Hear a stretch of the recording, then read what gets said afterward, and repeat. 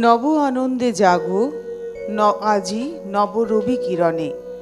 আজ একেবারে ৮ই মে, ২৪শে বৈশাখ। আমরা হাজির আমাদের নিয়মিত অনুষ্ঠান প্রতিদিনের রবীন্দ্রনাথ নিয়ে। আমাদের প্রত্যেক দিনের পথ চলা থাকে সোম থেকে শুক্র রবি ঠাকুরকে সঙ্গে নিয়ে, অর্থাৎ আমরা চাই তার গান, তার কবিতা, তার সম্বন্ধে কিছু কথা দিয়ে আপনাদের মূল্যবান সময়কে আরও মূল্যবান করে তুলতে। আমাদের এই প্রচেষ্টায় সবথেকে বড় সাথী হচ্ছেন আপনারা। আপনারা আছেন, আপনারা চাইছেন, তাই আমরা কাজটা করছি। কিন্তু এই করতে করতে যখন এমন কিছু বিশেষ দিন চলে আসে আমাদের জীবনে, সেই দিনটির ঠিক আগের মুহূর্তটা আমাদের কাছে আমরা উদ্বেলিত হয়ে উঠি। যেমন আজকের দিনটি, আজ ২৪শে বৈশাখ, ৮ই মে। আগামীকাল ৯ই মে, ২৫শে বৈশাখ, কবিগুরু রবীন্দ্রনাথ ঠাকুরের জন্মদিন। এবং এই জন্মদিন পালনের ঠিক আগের মুহূর্তটা আজকে আমরা আমাদের নিয়মিত অনুষ্ঠানের মাধ্যমেই পালন করে থাকব। আমাদের সঙ্গে আজকে শিল্পী রয়েছেন আনন্দিতা। আনন্দিতার গান শুনতে আপনারা অনেকেই পছন্দ করেন। দুর্গাপুর থেকে এসছে আনন্দিতা, ওর গান আমাদের সবার খুব ভালো লাগে। আর অবশ্যই রয়েছেন দেবাশিস কিবোর্ড আর পিয়ানোতে, আর রয়েছেন তবলায় স্বাগতম, সঙ্গে রয়েছেন আপনারা আমাদের ক্যামেরার পিছনে প্রত্যেকটি ভাইয়েরা। তো শুরু করি আনন্দিতা, আমরা যেরকম পূজা পর্যায়ে দিয়ে শুরু করি আর কি।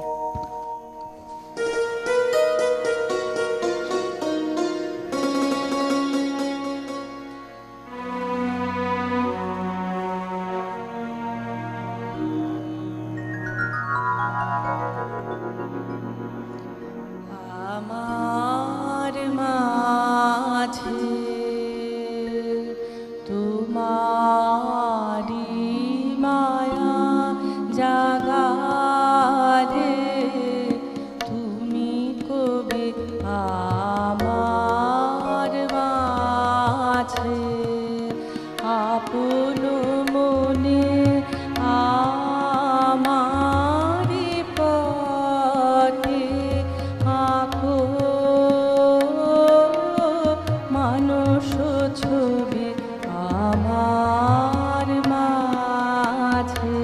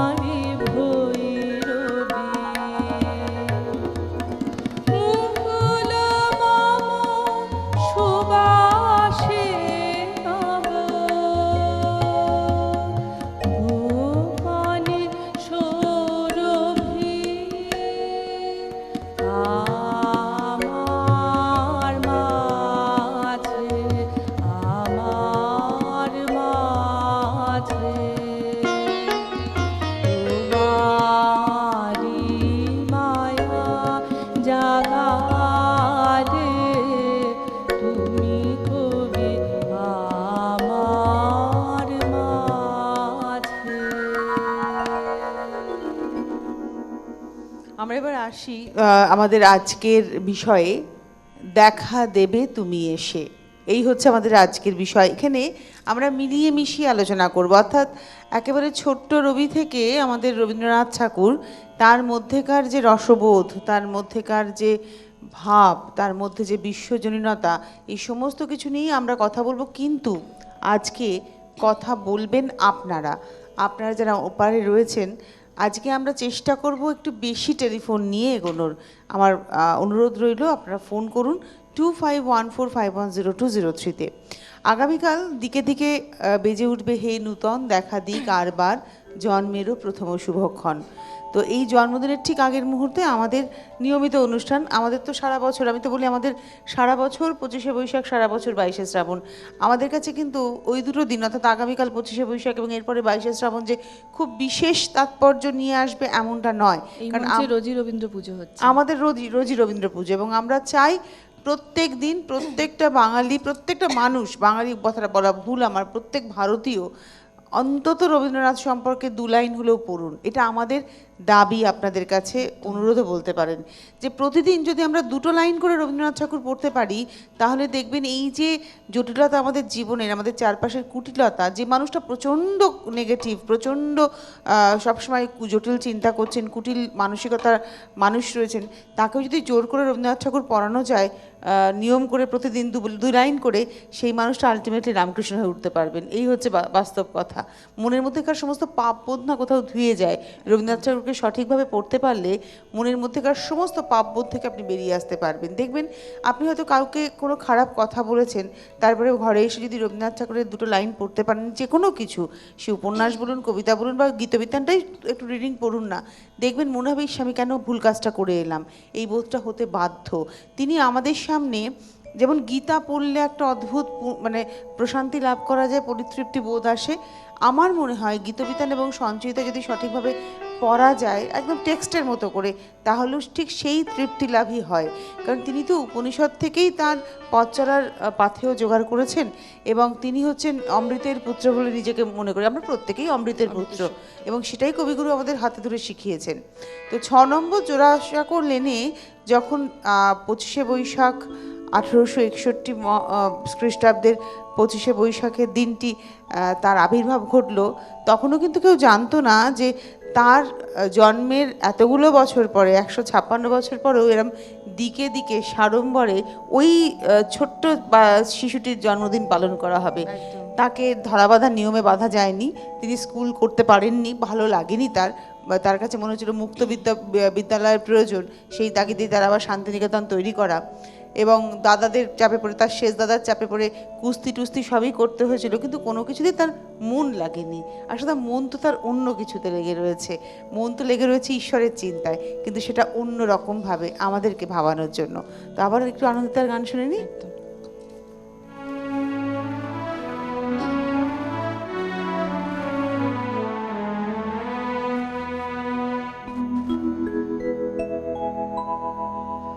তোমারই নাম বলবো,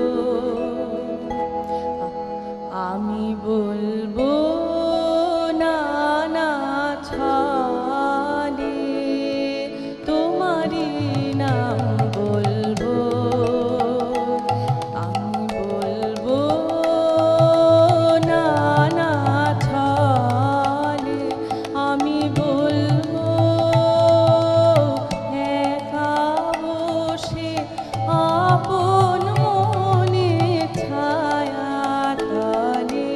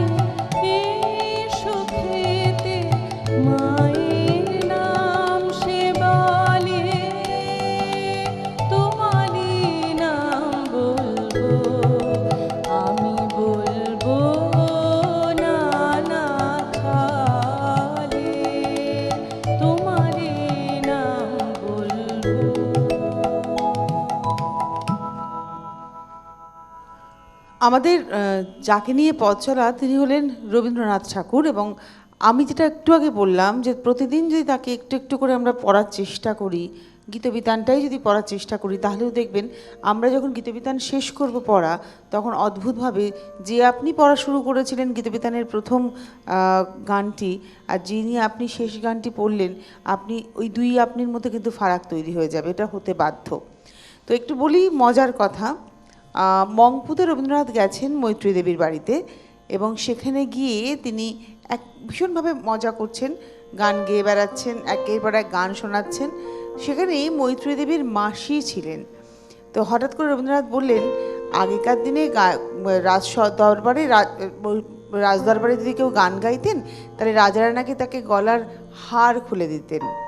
এই কথা শোনার পর মৈত্রী দেবী একটা খুব মজার কথা বলেছিলেন। কি বলেছিলেন সেটা আমি একটু পরেই বলি, আবার একটা গান শুনে নিয়ে আমরা এগোই।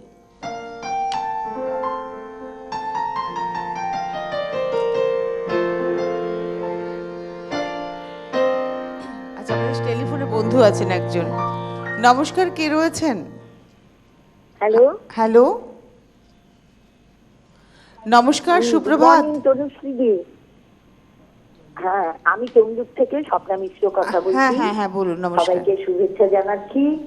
আর রবীন্দ্রনাথ কবিগুরুর জন্মদিন কালকে, মনে হয় 156তম জন্মদিন। যাই হোক, আর দিকে দিকে আনন্দ। আর আমিও চাই যে এই আনন্দ যেন কালকের দিনে সবার জীবনে থাকে। আর আমরা তো প্রতিদিনে রবীন্দ্রনাথের মধ্যেই থাকি। রবীন্দ্রনাথ একদিনের নয়, চিরজীবনের জন্য রবীন্দ্রনাথ। প্রেমে বিরহে বিচ্ছেদে দুঃখে সুখে আমার মনে হয় মানুষের জীবনে এমন একটা অবস্থা নেই যেখানে আমরা রবীন্দ্রনাথকে বাদ দিতে পারি। মানে ভালোবাসার ক্ষেত্রে কি, দুঃখের ক্ষেত্রে কি, আনন্দের ক্ষেত্রে কি, রবীন্দ্রনাথ সব সময় আমাদের অন্তরে হৃদয়ে জুড়ে থাকে। যাই হোক, দিদি গান শোনাচ্ছেন, দিদির কাছে যাচ্ছি। দিদি দু একটা গানের কথা বলছি যদি পারে। একটা হচ্ছে নিশিথ শয়নে ভেবে রাখি মনে ওগো অন্তর্যামী, একটা হচ্ছে তোমার দুয়ার খোলার ধ্বনি ওইগো বাজে, আর একটা মাঝে মাঝে তব দেখা পাই চিরদিন যেন পাই না। যদি করেন ভালো লাগবে। অথবা গ্রাম ছাড়া ওই রাঙামাটির পথও আমি অনেকদিন শুনিনি। যাই হোক, যেটা পারবেন শোনাবেন। আর যন্ত্রসঙ্গীতের সব দাদাদের আমার অনেক অনেক ভালোবাসা, শুভেচ্ছা। তনুশ্রী, সবার যেন খুব ভালো কাটে। ধন্যবাদ। একদম ভালো, আমরা তো থাকবোই, কারণ আমরা খুব মানে উত্তেজিত আগামীকালের জন্য। আমি বলি আজকে পর্যন্ত আপনারা কিন্তু নামটা এনরোল করে দেবেন আপনাদের যারা আসতে চাইছেন।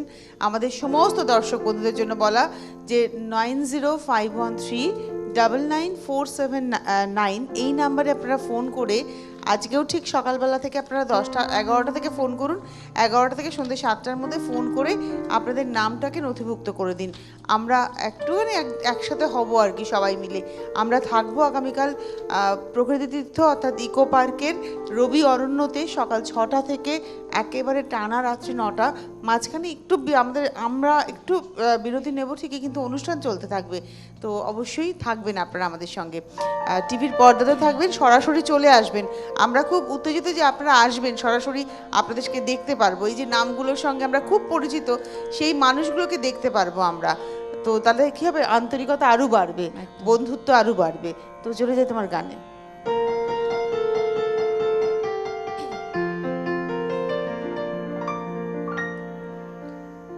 মাঝে মাঝে তব দেখা পাই, চিরদিন কেন পাই না।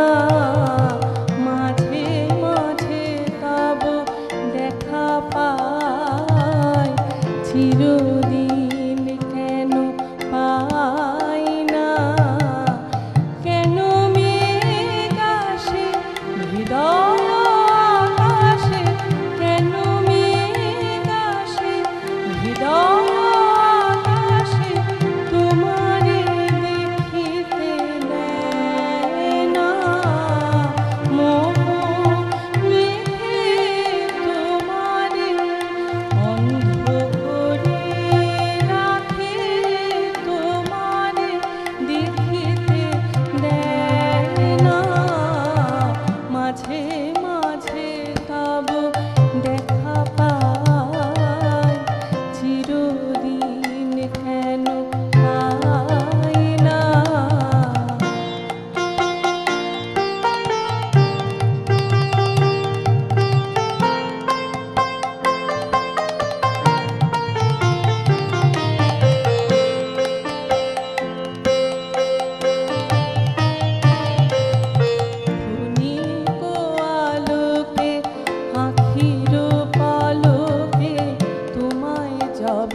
পাই দেখিতে, ওহে ক্ষণিক আলোকে আখির পলকে তোমায় যাবে পাই দেখিতে, ওহে হারাই হারাই সদা হয় ভয়, হারাই হারাই সদা হয় ভয়, হারাইয়া ফেলি চকিতে আশ না মিটিতে, হারাইয়া হৃদয় না পড়িতে, হারাইয়া হৃদয় না জোড়াতে, হারাইয়া ফেলি চকিতে,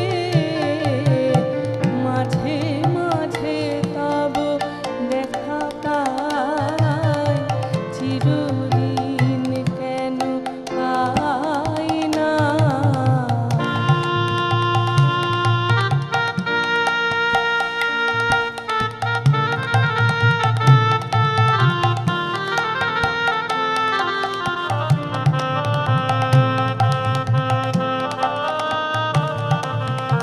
কি করিলে বলো পাইব তোমারে, রাখিব আখিতে আখিতে, ওহে কি করিলে বলো পাইব তোমারে, রাখিব আখিতে আখিতে, ওহে এত প্রেম আমি কোথাও পাব না, এত প্রেম আমি কোথাও পাব না, তোমারে হৃদয়ে রাখিতে আমার সার্থক বা, তোমারে দয়া না করিলে কে পারে, তুমি আপনি না এলে কে পারে হৃদয়ে রাখিতে,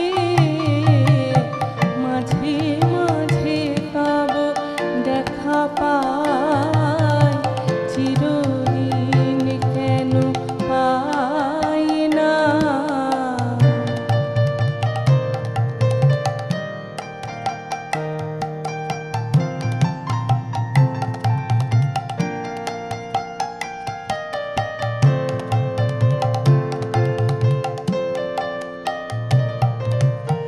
আর কারো পানে চাহিব না, করিব হে আমি প্রাণপণ, ওহে আর কারো পানে চাহিব না, করিব হে আমি প্রাণপণ, ওহে তুমি যদি বলো এখনই করিব, তুমি যদি বলো এখনই করিব, বিষয় বাসনা বিসর্জন দিব শ্রীচরণে, বিষয় দিব অকাতরে, বিষয় দিব তোমার লাগি, বিষয় বাসনা বিসর্জন,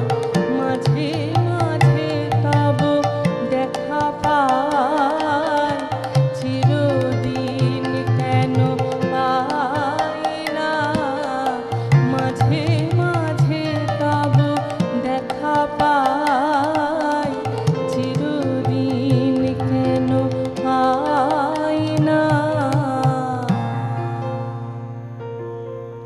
আমি ঘটনাটাকে আরেকবার বলি। মৈত্রী দেবীর মংপুর বাড়িতে রবীন্দ্রনাথ গেছেন, বৈঠকি আসর চলছে সন্ধ্যাবেলায়, সেখানে মৈত্রী দেবীর মাসি সুব্রতা দেবীও রয়েছেন। তো কবি গান গেয়ে যাচ্ছেন একের পর এক, হঠাৎ গান থামিয়ে বললেন, আগেকার দিনের গায়করা যখন গান গাইতো তখন রাজকন্যারা তাদের গলার হার খুলে দিত, এখন দিনকাল বদলে গেছে, এখন কবিরা একের পর এক গান গেয়ে যাবে, রাজকন্যারা আর হারটার খুলে দেয় না। মৈত্রী দেবী বুঝলেন মজাটা। মৈত্রী দেবী বললেন, আপনাকে তো কিছু দেওয়াই শক্ত, আর এখানে রাজকন্যা কোথায়, এ তো দিনের কুটির। তখন মৈত্রী দেবীর মাসি সুব্রতা দেবী বললেন যে তার গলার হারটা খুলে দিতে। তো যখন হারটা দেওয়া হলো তখন মৈত্রী দেবী বলছেন আপনাকে কিছু দেওয়া না দিয়ে থাকাটা খুব শক্ত কাজ, এই নিন বলে হারটা দেওয়া হলো। কবিগুরু হারটা হাতে নিলেন, হারটা হাতে নিয়ে ঘুরিয়ে ফিরিয়ে দেখলেন আর বললেন বাবা এই কি পাথর নাকি এ পান্না, বলেই গেয়ে উঠলেন হাসি কান্না হীরা পান্না দোলে ভালে। তো এইভাবেই মজা করতে করতে এগোবো আমরা আজকে, কারণ রবীন্দ্রনাথ ঠাকুরের এই মজার গল্পই থাকবে আপনাদের সঙ্গে, আর তার সঙ্গে সঙ্গে থাকবেন আপনারা। নমস্কার, কে রয়েছেন? টিভির ভলিউমটাকে মিউট করতে হবে, টিভির আওয়াজটা কমিয়ে দিতে হবে। কে রয়েছেন? নমস্কার, সুপ্রভাত। হ্যাঁ বিমানদার নমস্কার, বলুন। নমস্কার, অনেকদিন পরে এলাম, তার মানে এই নয় যে আমি শুনছি না বা জানি না। সব দিনের অনুষ্ঠান আমি দেখি এবং সত্যি সত্যি ফোন বেজে যায়, ধরে না কেউ, এটা দুঃখ আমার থেকেই যায়, যার ফলে আজকে হঠাৎ পেয়ে গেলাম, এটা তো ঈশ্বরের করুণা। যাই হোক, এখন যেটা আমার ভালো লাগে আর কি, প্রতিদিনের রবীন্দ্রনাথের ক্ষেত্রে আমি যেটা পাই, রবীন্দ্রনাথ মানে নিশ্চিতভাবেই বলা যায় আমাদের আত্মবিশ্লেষণের একটা সুযোগ, এবং সেই সুযোগ তোমরা করে দাও অদ্ভুতভাবে নানা আলোচনার নিরিখে। সত্যি সত্যি বলতে আমি বাধ্য হচ্ছি, কথার যে মায়াজাল তুমি চারদিকে ছড়িয়ে দিচ্ছ, সে মায়াজাল বুনে কিন্তু বিষয়ের বাতিকে অনেক সময় জানানো যায় না। তোমাদের ক্ষেত্রে বিষয় যে কথার মায়াজাল বিছিয়ে যে বিষয়ের বাতিকে ফুটিয়ে তোলো, জ্বালিয়ে দাও, সেটা একটা অদ্ভুত, অপূর্ব এবং অনবদ্য। সেই সাথে প্রতিদিনই নতুন নতুন শিল্পীর সঙ্গে পুরোনো দিনের শাশ্বত শিল্পীদের আমি দেখতে পাই, এই জন্য আরো ভালো লাগে। এবং তার সাথে রয়েছে যারা, তারা হচ্ছেন ওই আমার খুব ভালো লাগে দেবাশিস এবং চিরন্তনী, আমাদের স্বাগত। এরা খুব সুন্দর করে যে ধরনের শিল্পী হোক না কেন এত সুন্দর করে সহায়তা দেয়, যার ফলে সমগ্র অনুষ্ঠানটি এত মাধুর্যমণ্ডিত হয়ে ওঠে, যা আমার প্রাণের স্পর্শে একটা অদ্ভুত অনুভূতি সঞ্চারিত হয়। সবাইকে আমি, পৃথিবীর কর্তৃপক্ষের সবাইকে আমার অন্তরের ধন্যবাদ এবং কৃতজ্ঞতা জানাচ্ছি। ভালো থাকবে তোমরা সকলে। ধন্যবাদ বিমানদা, আপনারা এত ভালো কথা বলেন, এত সুন্দর করে ছোট্ট করে আমাদের পুরো অনুষ্ঠানটার বিশ্লেষণ করলেন। দেখুন আমাকে একজন সেদিনকে বলছিল, আচ্ছা এই যে টিআরপি, তোমাদের টিআরপি ব্যাপারটা তোমরা কীভাবে দেখো? আলো আমাদের না কোনো যন্ত্র নেই টিআরপি মাপার, যেমন জ্বর মাপার থার্মোমিটার রয়েছে, আমাদের টিআরপি মাপার কোনো থার্মোমিটার নেই। আমাদের টিআরপি কী জানো তো, আমরা যখন প্রোগ্রামটা করি তখন প্রচুর মানুষ ফোন করেন এবং তাদের ফোনে তাদের কথাতেই আমরা বুঝি যে কোনো সময় বকাও খাই, কোনো সময় খুব প্রশংসাও করেন। ভুল হলে তো বকবেনি, এই দর্শকরা হচ্ছেন আমাদের অভিভাবকের মতো। এবং আমি বলি আমাদের এটাই হচ্ছে টিআরপি, যে আমাদের অনুষ্ঠান চলছে, মানে চলা মানে কি, যে কোনো ক্যাপশনে আমরা যখন যে অনুষ্ঠানটি করি, যেমন আমি বলি আমাদের দুটো মানে আমার খুব প্রিয় দুটো অনুষ্ঠান, একটা হচ্ছে প্রতিদিনের রবীন্দ্রনাথ, আরেকটি হচ্ছে আজ সারাদিন। দুটো অনুষ্ঠান আমি করি, বিশ্বাস করো বছরের পর বছর করে যাচ্ছি, মানে এই নামে এই অনুষ্ঠান দীর্ঘদিন ধরে চলছে, আজকে প্রায় 14-15 বছর ধরে এই প্রতিদিনের রবীন্দ্রনাথ এবং তোমার চলছে, এই নামেই চলছে অনুষ্ঠানটা, এবং চলছে হচ্ছে আজ সারাদিন। একদম এই নামও পরিবর্তন হয়নি, সময়ের একটু পরিবর্তন হয়েছে, কিন্তু কখনো নামের পরিবর্তন হয়নি এবং ভেতরের যে কন্টেন্ট, সেই কন্টেন্টেরও পরিবর্তন হয়নি। আমাদের প্রতিদিনের রবীন্দ্রনাথ আগে রেকর্ডিং প্রোগ্রাম হতো, কিন্তু সেই গানও থাকতো, তথ্যও থাকতো, কিন্তু হয়তো এখন লাইভ হয়ে গেছে, এখন আমরা সরাসরি কাজটা করছি, তখন রেকর্ড করে চলতো। এবং কোন মানুষ গেয়ে যাননি এখানে, এখন যারা রবীন্দ্রনাথ ঠাকুরের গানের বিখ্যাত শিল্পী, তখন তাদের শুরুটা হয়েছিল আমাদের হাত ধরে। তো এইভাবেই আমাদের এগিয়ে যাব, এবং এটাই আমাদের ইউএসপি বলুন, টিআরপি বলুন, সবটা এইটা আপনারা আমাদেরকে এগিয়ে নিয়ে যেতে সাহায্য করেন। তাই আমি তো বলি সবসময় যে আপনারা আছেন বলে আমরা আছি, এটা আমি ভীষণভাবে বিশ্বাস করি। ও প্রান্তের মানুষগুলো না থাকলে আমাদের কোনো রকমের কোনো মূল্য নেই। নমস্কার, কে রয়েছেন? হ্যালো, কে বলছেন? দিদি আমি কোলাঘাট টাউনশিপ থেকে বলছি, রীতা চ্যাটার্জি। নমস্কার, বলুন। হ্যাঁ, আপনাদের অনুষ্ঠান খুব সুন্দর লাগছে। আমি অনেকদিন থেকে ট্রাই করছি, আপনাদের সাথে রিং হচ্ছে অথচ তুলছেন না, সেটা আমার দুর্ভাগ্য। না একটু বলি আসলে কি, আমাদের না অনুষ্ঠানটা যেহেতু তথ্য থাকে, হয়তো ফোন নেওয়া হয় ঠিকই, কিন্তু একটু গ্যাপে নেওয়া হয়। তবে আমি বলেইছি আজকে আমি প্রচুর ফোন নেব, কারণ আমি চাই আপনাদের অনেক নতুন বন্ধু দেখেন, তাদের কথা আমার খুব সুন্দর লাগছে। এবার আমি ওই গান টান ভালোবাসি, শুনতেও ভালোবাসি, করতেও ভালোবাসি, যার জন্য আমার খুব ভালো লাগছে। এবার আমি ফোন অনেকক্ষণ থেকে চেষ্টা করছি, কিন্তু পাচ্ছিলাম না ফোনে আপনাদের সাথে যোগাযোগ করতে। হ্যাঁ, ধন্যবাদ। অনুষ্ঠান খুব সুন্দর হচ্ছে এবং শিল্পীকেও আমার ধন্যবাদ, আপনাকেও ধন্যবাদ। হ্যাঁ, আমি কোলাঘাট টাউনশিপ থেকে বলছি। ধন্যবাদ ধন্যবাদ। আনন্দিতার গানে একটু যাই আবার, তারপরে আবার একটু গল্পে আসবো।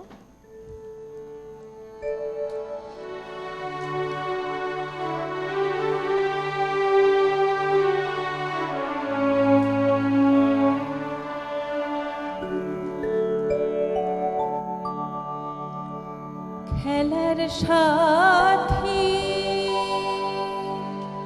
বিদায় দান হলো, গেল যে খেলার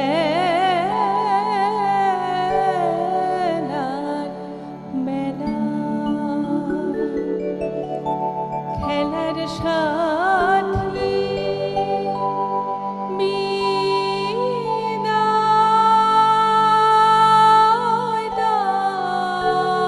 দান হলো,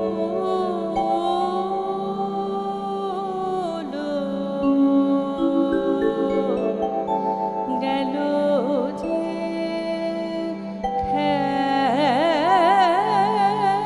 খেলার মেলা। এবার বিদায় নাও, গেল যে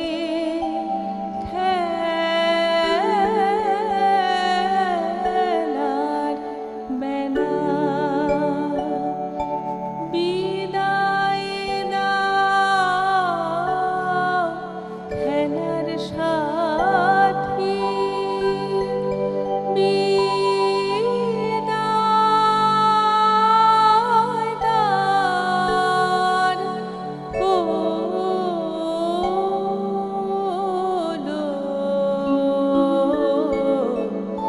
গেল যে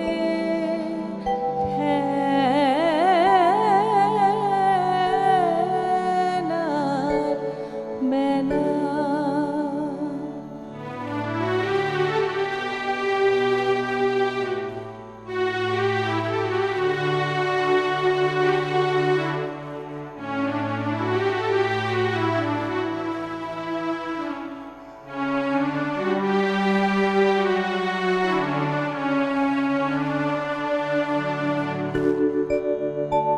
ডাকিল পথিকে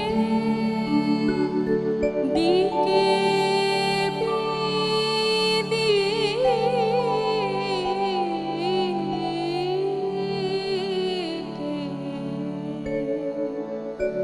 ডাকিল পথিকে দিকে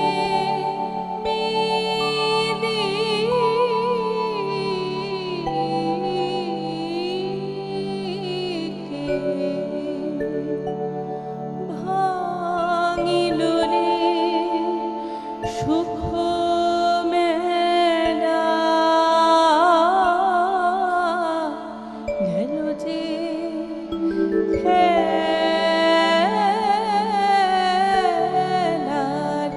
বেলা।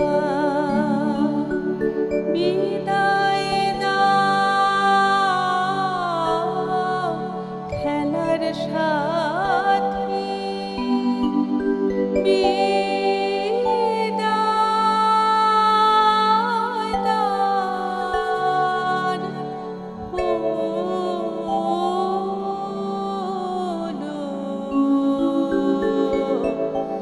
গেল যে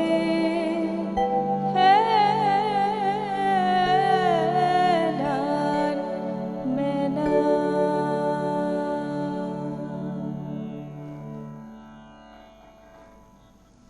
তুমি গানটা এত সুন্দর গাইলে, তারপরে আমার মানে মজার গল্প বলতে আর ইচ্ছে করছে না, একটু আবার গান শুনতে ইচ্ছে এটা মনে করছে। হয় রবীন্দ্রনাথের ঠুংরি ভাঙা গান একদম, কিন্তু ভীষণ ভালো লাগছে, আর গানটা ভীষণ সুন্দর করে তুমি গাইলে। আমি একটু চলে আসি যে বিষয় বলছিলাম। শান্তিনিকেতনের ফরাসির অধ্যাপক, ফরাসি এবং ইংরেজি ভাষার অধ্যাপক মরিস সাহেব তিনি তো খুব ভালো বাংলা প্রথমে জানতেন না, বাংলার মানে বুঝতে পারতেন না, জানতেন না বলাটা ভুল হবে, মানেটা সব শব্দের হয়তো বুঝে উঠতে পারতেন না। তো কবিগুরু তাকে মজা করে বলেছিলেন তিনি নাকি আমি চিনি গো চিনি তারে ও গো বিদেশিনী গানটি চিনির উপরে লিখেছিলেন। তো মরিশ সাহেব বলছেন প্রমথনাথ বিশিকে, জানো তো গুরুদেব একটা চিনির উপরে গান লিখেছেন। তখন প্রমথনাথ বিশি বলছেন কোন গানটা? বলছে কেন ওই যে আমি চিনি গো চিনি তোমারে ও গো বিদেশিনী। তখন প্রমথনাথ বিশি একটু মুচকি হেসে বললেন হ্যাঁ চিনির গান তো একটু বেশি মিষ্টিই হবে। তো এই রকম করে কবিগুরু কিন্তু মজা করতেন। আর একবার হয়েছিল কি, তিনি কবিগুরু শান্তিনিকেতন থেকে ফিরছেন কলকাতায়, তো বর্ধমান থেকে, তৎকালীন যুগে তো তখন ইংরেজের অধীনে আমরা, তো ইংরেজ সরকারের শাসন চলছে। তো ইংরেজ যারা তারা সবসময় আমাদেরকে নেটিভ মনে করতো, তারা মনে করতো ভারতবর্ষের সব কিছুর উপরে তাদের অধিকার রয়েছে। তো কবিগুরু তো শান্তিনিকেতন থেকে কামরা, রেলের কামরা রিজার্ভ করেই ফিরছেন, কিন্তু যেহেতু নেটিভ রিজার্ভ করেছে তাই একজন কালা সাহেব উঠে পড়েছেন তার দলবল নিয়ে কবিগুরুর রিজার্ভ করা কামরায়। কবিগুরু খুব বিরক্ত হয়েছেন, কারণ কবিগুরু খুব একটা সঙ্গ পছন্দ করতেন না। যখন তিনি যাত্রা করতেন, তিনি যখন মানে ট্রাভেল করতেন, সেই সময় তিনি খুব একটা কারোর সঙ্গ পছন্দ করতেন না। তো তিনি খুব বিরক্ত হলেন, হওয়ার পরে তখন ওই কালা সাহেবকে প্রশ্ন করলেন যে আপনি কে মশাই, আপনি কে? তখন কালা সাহেব ব্যঙ্গ করে উত্তর দিচ্ছেন কেন, আমি একজন মানুষ। তখন কবিগুরু বললেন বাবা যাক, সন্দেহ ভঞ্জন হলো, মানে ব্যঙ্গটা কত দূর যেতে পারে। তো এই রকম মজার মানুষটিও ছিলেন। তাকে আমরা হয়তো দেখি যে দেখ ওই জব্বা পরে ঋষি মানুষটি, কিন্তু তার মধ্যে রসবোধ টইটুম্বুর ছিল। আমাদের সঙ্গেই কোনো বন্ধু রয়েছেন। নমস্কার, কে রয়েছেন? নমস্কার। হ্যালো। টিভির ভলিউমটাকে একটু কমিয়ে দেবেন দয়া করে, টিভির আওয়াজটা। হ্যালো। হ্যাঁ নমস্কার, বলুন। হ্যালো। হ্যাঁ নমস্কার, বলুন। আমি রায়পুর থেকে বলছি, দাশগুপ্ত, সুমিত দাশগুপ্ত। অ্যাকচুয়ালি আমি কলকাতারই লোক। আচ্ছা। আমি আকাশবাণী ছোটবেলায় অনুষ্ঠান করেছিলাম ইন্দ্রাদির হাত ধরে, আচ্ছা। বেলাদির হাত ধরে। রবীন্দ্রনাথ যে আকাশবাণী নামটা করেছিলেন যথার্থ। তো এই আজ 25শে বৈশাখে রবীন্দ্রনাথের জন্মবার্ষিকী, আমার মনের মধ্যে অনেক কিছু বেড়ে উঠছে, কিন্তু দুর্ভাগ্য আমার মিসেস আর শয্যাশায়ী আচ্ছা। বিরাটিরই মেয়ে। আপনাদের শহরে একটা প্রান্তে আছে বিরাটি কলেজেরই মেয়ে, তো তিনি আজকে শয্যাশায়ী আছে। তাই আপনাদেরকে অশেষ অশেষ শুভেচ্ছা, আমার প্রণাম নেবেন, বড়দের প্রণাম জানাবেন, এই বলি আমি আমার আপনার স্ত্রী খুব দ্রুত সুস্থ হয়ে উঠুক। করলাম একদম। রবীন্দ্রনাথকে স্যালুট করলাম। স্যালুট এই কারণে করলাম যে আমরা অনেক সময় বলি রবীন্দ্রনাথ শুধু বাঙালি। আমি শুধু বাঙালি বলবো না, সারা ভারতবর্ষের এবং যারা রবীন্দ্রনাথকে ব্যঙ্গ করে বাঙালি শুধু রবীন্দ্রনাথকে নিয়ে বেঁচে আছে, এটা কিন্তু সম্পূর্ণ ভুল ধারণা। এটাকে আরো দিকে দিকে সরিয়ে দিতে হবে বিভিন্ন ভাষার মাধ্যমে। বুঝতে পারবে যে রবীন্দ্রনাথ শুধু না, আমি একটা গান লিখে নোবেল প্রাইজ পাননি, তিনি সায়েন্সেও যদি লিখতেন সেখানেও তিনি নোবেল প্রাইজ পেতেন। একদম একদম। আমি আপনাকে একটা কথা বলি, আপনি বললেন না যে রবীন্দ্রনাথ শুধু বাঙালির শুধু না, রবীন্দ্রনাথ সারা বিশ্বকবি, ইউনিভার্সাল একটা অ্যাকসেপ্টেন্সি রয়েছে রবীন্দ্রনাথ ঠাকুরের। কিন্তু আমরা আমি সেই অর্থে বলিনি, না আমি রবীন্দ্রনাথকে ব্যঙ্গ করে, রবীন্দ্রনাথকে নিয়ে বাঙালি সমাজকে ব্যঙ্গ করে, তাদের ভাষাকে আমি প্রতিবাদ জানাচ্ছি। না, আমি কি বলি বলুন তো, আমি বলি যে আমরা বাঙালিরা গর্ব করব রবীন্দ্রনাথ ঠাকুরকে নিয়ে, তার কারণ আমাদের ভাষা রবীন্দ্রনাথ ঠাকুরের ভাষা। আমরা যে ভাষায় কথা বলি এই ভাষাটা তিনি দিয়ে গেছেন আমাদেরকে। এই বঙ্গে বাঙালি, এই বঙ্গে এক সময় আমাদেরই একজন শাসনকর্তা ছিলেন জ্যোতিবাবু। তিনি বাঙালি, কিন্তু এক বর্ণ বাংলা লিখতে পারতেন না, ঠিক আছে, তিনি ইংরেজিতে লিখতেন। কিন্তু দুর্ভাগ্য তিনিও রবীন্দ্রনাথকে ব্যঙ্গ করে বলেছিলেন, বিশেষ করে বাড়ি ভাষাটাকে আলোকপাত করার জন্য, বয়াকার ঢয়সন রয়সে দেখি না বয়াকার ঢয়সন রয়সী হবে। দুর্ভাগ্য আমাদের এখানে যে আমরা নিজেরাই বাঙালি হয়েও ভালো করে চিন্তা করতে পারিনি। তার জন্য আমাদের দুর্ভাগ্য, আমরা রবীন্দ্রনাথকে ভালো করে বুঝতে পারিনি। হ্যাঁ, ধন্যবাদ ফোন করার জন্য। আপনি জ্যোতিবাবুর উদাহরণ দিলেন, এখন বর্তমানে এরকম অনেক মানুষ রয়েছেন যারা রবীন্দ্রনাথকে নিয়ে কদর্য উক্তি করতে পিছপা হন না, যারা মনে করেন যে নেগেটিভ পাবলিসিটিও তো একটা পাবলিসিটি। তারা মনে করেন রবীন্দ্রনাথ ঠাকুরের চরিত্র হনন করে নিজের পাবলিসিটি বজায় রাখা যায়, তার নিজস্ব চরিত্রের বিকাশ ঘটানো যায়। কিন্তু এরা বুঝতে পারছে না আলটিমেটলি একটা দিন আসবে যে বঙ্গোপসাগরে বাঙালিই তাকে ছুঁড়ে ফেলে দেবে। এটা আমি ভীষণ আর বিশ্বাস করি। রবীন্দ্রনাথকে বোধহয় ব্যঙ্গ করা যায় না, কারণ আকাশের দিকে ঢিল চললে ঢিলটা তো মাটিতেই পড়ে, আকাশের গায়ে কি লাগে? একদম বাস্তব কথা। তো তোমার গানে যাব চট করে।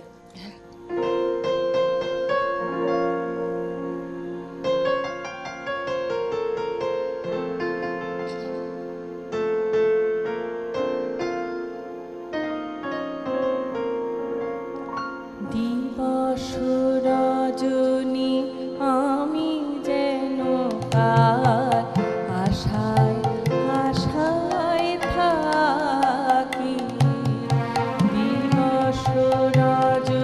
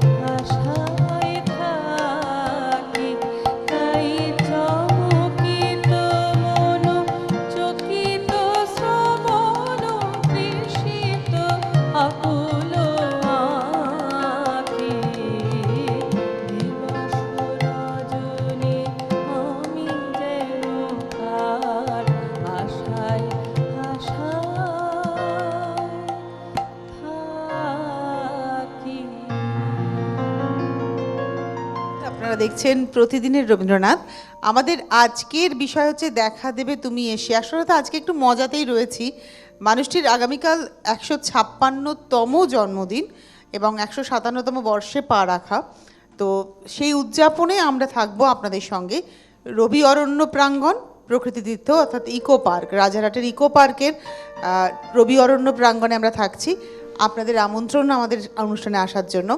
আর আমাদের সঙ্গে আজকে এখানে শিল্পী রয়েছেন আনন্দিতা। আনন্দিতার গান দিয়ে শুরু করি, তারপরে তো আবার আমরা এগিয়ে যাবই।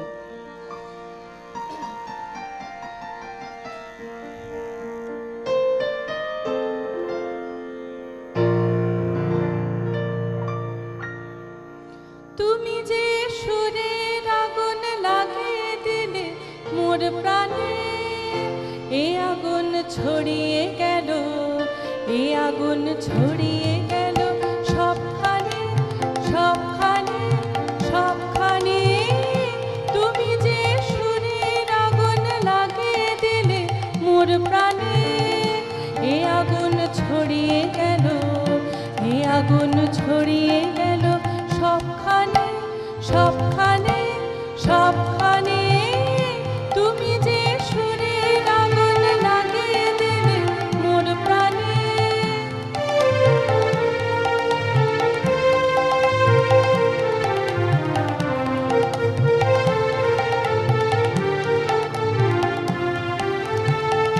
যত সব মরা গাছে ডালে ডালে নাচে আগুন রে,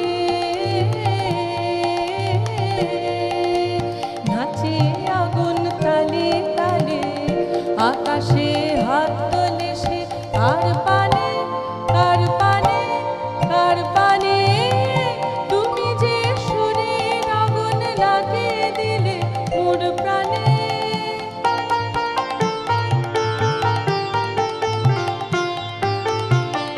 আধারের তারা যত অবাক হয়ে রয়েছে, কোথাকার পাগল হয়েছে। আধারের তারা যত অবাক হয়ে রয়েছে, কোথাকার পাগল হয়েছে। নিশীথের বুকের মাঝে এই যে অমন উঠল ফুটে রে, উঠল ফুটে স্বর্ণ কমল। আগুনের কি গুণ আছে কে জানে, কে জানে, কে জানে। তুমি যে সুরের আগুন লাগিয়ে দিলে মোর প্রাণে, এ আগুন ছড়িয়ে গেল, এ আগুন ছড়িয়ে গেল সবখানে, সবখানে, সবখানে। তুমি যে সুরের আগুন লাগিয়ে দিলে মোর প্রাণে।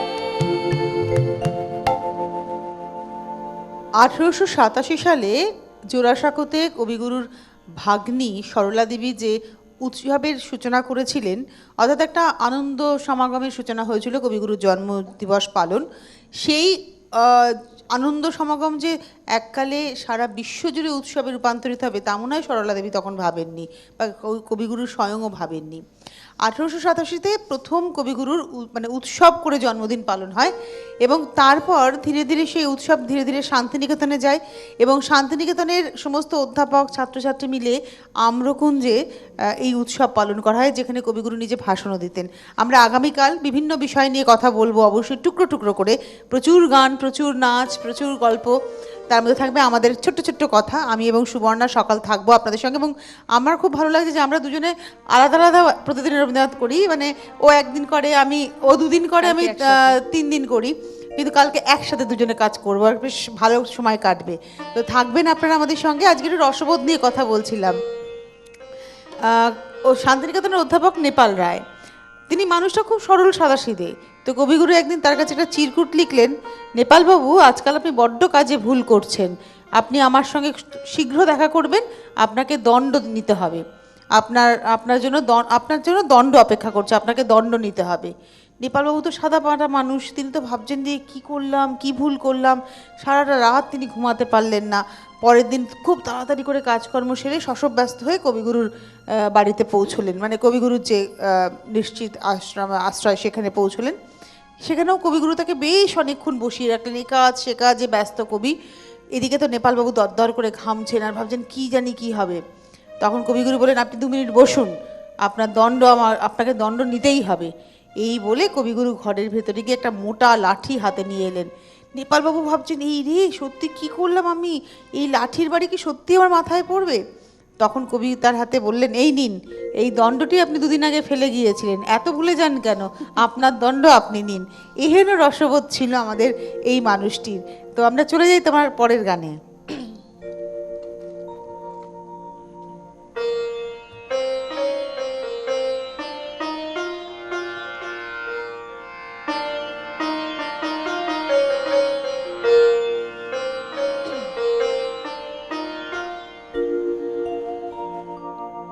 সেই তো আমি চাই, চাই রে, সেই তো আমি চাই, সাধনা যে শেষ হবে মোর, সে ভাবনা তো নাই,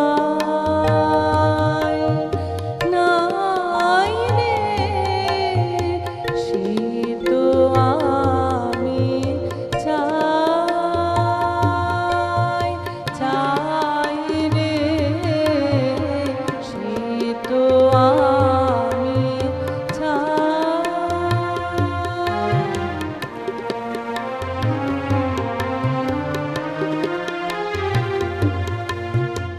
অলির তারে নয়তো খোঁজা, কি বইবে সে বিষম বোঝা, অলির তারে নয়তো খোঁজা, কি বইবে সে বিষম বোঝা, যেই ফলে ফল ধুলায় ফেলে আমার ফুল ফুটায়,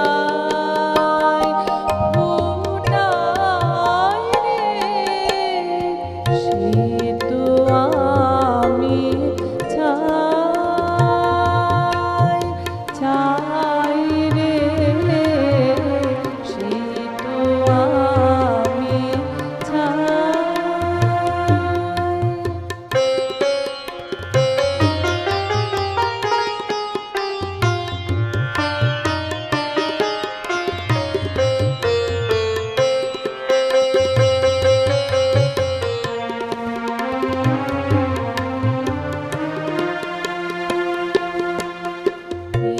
এমনি করে মোর জীবনে অসীম ব্যাকুলতা, নিত্য নূতন সাধনাতে, নিত্য নূতন ব্যথা পেলে সে তো ফুরিয়ে ফেলে আমার, আমি দুহাত মেলি, পেলে সে তো ফুরিয়ে ফেলে আমার, আমি দুহাত মেলি, নিত্য নেওয়া ফুরায় না যে, নিত্য নেওয়া তাই, রে, সে তো আমি চাই, চাই রে, সে তো আমি চাই, সাধনা যে শেষ হবে মোর, সে ভাবনা তো নাই, নাই রে, সে তো আমি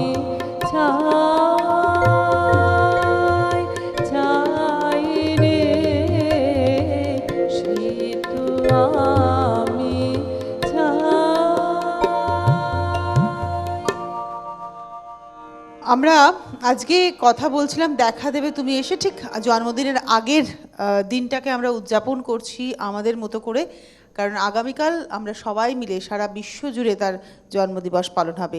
1887-তে প্রথম তার ভাগ্নি সরলা দেবী একটি ছোটোখাটো অনুষ্ঠানের মধ্যে দিয়ে কবিগুরুর জন্মদিন পালন করেছিলেন এবং 1910 সাল পর্যন্ত ওই ঘরোয়া পরিবেশে আত্মীয় পরিজনদের মধ্যেই হতো।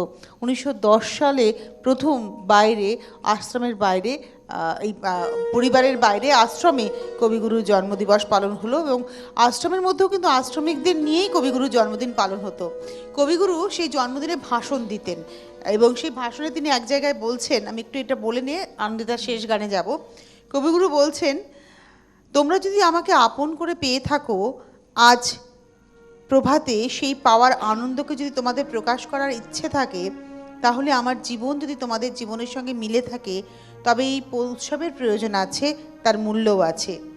এবং তিনি বলেছিলেন আরেকটি জন্মদিন, আমাকে আপনারা যে উপহার দিলেন সেগুলি পাবার আমি কতখানি যোগ্য তা যদি আমি মনে করতে চাই, তাহলে আমাকে লজ্জিত হতে হবে। কিন্তু একটা ক্ষেত্র আছে, সেটা হলো প্রীতির ক্ষেত্র, তা আমি বুক ভরে নিলাম। অর্থাৎ উপহার নেওয়ার মতো যোগ্যতা কবি বলছেন তার নেই, কিন্তু প্রীতিটুকু তিনি নিতে পারেন। এই হচ্ছে ব্যাপার। আসল কথা, মানুষকে মানুষ বলে ভাবতে শেখা, মানুষকে সঙ্গে নিয়ে পথ চলা, এই দুয়ের মধ্যে যে সামঞ্জস্য, যে ফাঁক, সেই ফাঁকটুকু পূরণ করার জন্যই কিন্তু রবীন্দ্রনাথ আজকে 24শে বৈশাখ 1424 বঙ্গাব্দের ঠিক জন্মদিনের প্রাককালে আপনাদের প্রত্যেকে আমাদের তরফ থেকে শুভেচ্ছা জানিয়ে অনুষ্ঠানের শেষে যাব একদম আনন্দিতার গান শুনতে শুনতে।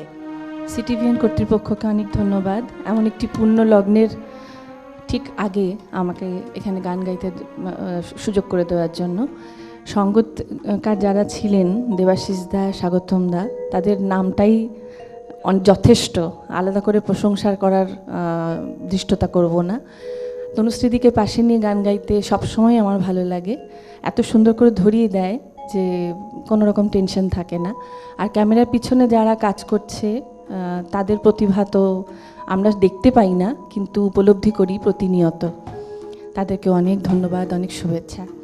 আমার শেষ গান, কবির আন্তর্জাতিকতা নিয়ে একটু আগে কথা বলছিলাম আমরা, আমার মনে হয় এই গানটা সেটাই বোধহয় প্রকাশ করে এবং এটাই শেষ গান হওয়া উচিত।